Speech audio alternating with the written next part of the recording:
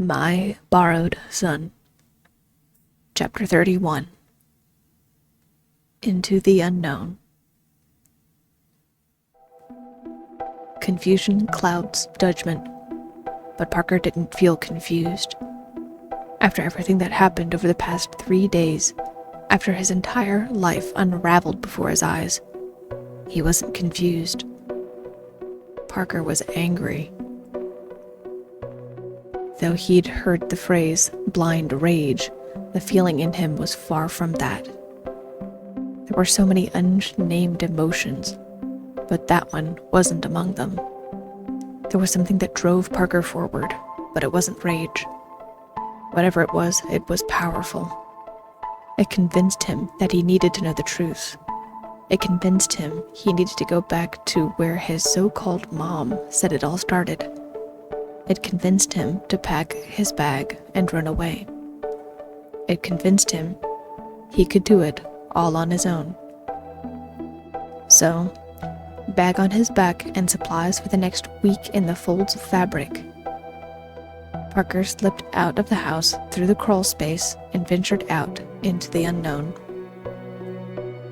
Parker had to admit it was all more terrifying than he thought it was going to be. The outside world was imposing, but it had never seemed unconquerable like how it did now. At one point, Parker wanted to be an explorer of the jungle or some grand national park. The outdoors was a place to be curious and bold. That was when he thought he was human. Somehow, knowing that he wasn't human and that he was something else made everything different. The small teen gazed out at the wall of grass and pavement before him. There was a brief moment where he considered going back inside and hiding out there, but Parker was determined. He needed to do this, and he was in no mood to talk to anyone about it. Besides, he knew the way. Keeping all of those rules that the Borrower family and Kurz told him about, Parker decided to keep close to the sidewalk, but far enough away for no one to possibly notice him. The last thing he wanted was for someone to stop him from achieving his goal. Twilight had just passed. The clouds above were a soft rosy pink, and the sky above was shifting from that midnight blue to the pale cyan combination. It would soon be pale blue, and the sun would be high above, baking the ground all around. Now that the sun was coming up, streaks of light arched across the sky. The scene would have been a beautiful one that Parker would have appreciated if he weren't in his current mood. The early morning dew refracted off of the blades of grass he passed and brought some beauty to the walk. But Parker didn't feel like appreciating the little things right now. In fact, it made him angry that he could see so many minute details that the normal human eye wouldn't be able to see. It was because he was so small that he could see the tiny hairs on the edges of the grass blades. It was because he was so small that he could see the specks of dew that could fit on the tip of his finger. The borrower teen shrugged it off and soldiered forward. Cars on the street roared by, making him flinch and duck off to the side of the road. Morning joggers who passed didn't pay him any mind, especially since Parker was able to duck off to the side of the road. He wasn't sure why, but Parker kept Kurz's cloak. Whether it was for protection or because Parker didn't want to let go of something that was keeping him grounded, he didn't know. What Parker did know was that his instincts felt like they were as sharp as a knife. Every sight had colors he hadn't noticed before.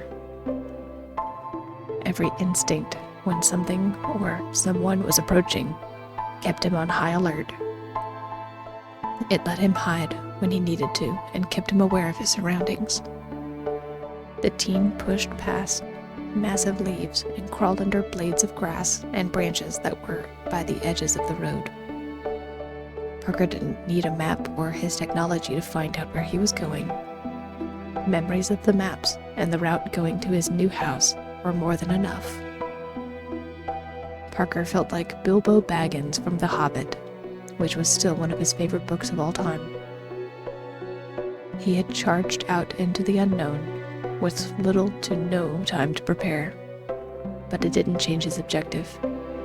The unexpected journey he started wasn't going to be complete until he made it to the park.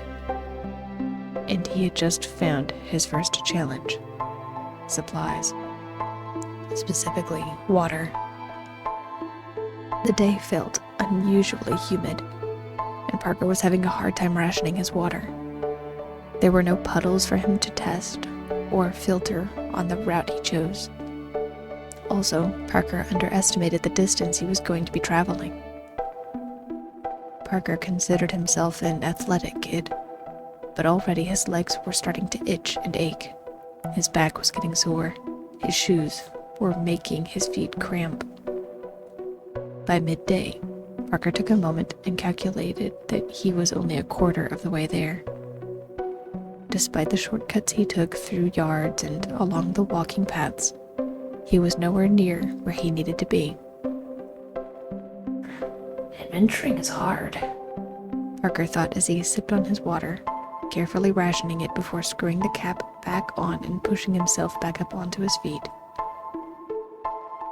No sense in stopping now.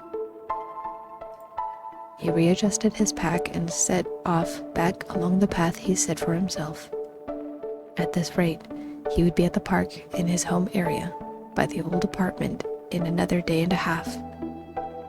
It was well within Parker's food ration limit, and Parker had some additional supplies to help with resupplying water if he found a stream, as well as making a shelter. His confidence and determination, sadly, were mildly misplaced, as he would soon see.